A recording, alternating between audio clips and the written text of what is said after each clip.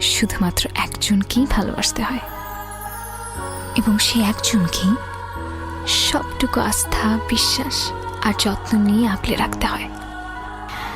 এমন ভাবে আগলে রাখতে হয়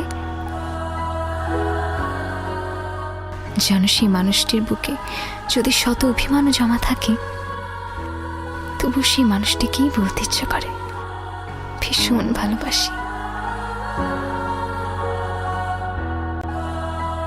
আর প্রত্যেকটা মুহূর্তে সেই মানুষটিকে মিস করার নামই হলো ভালোবাসা।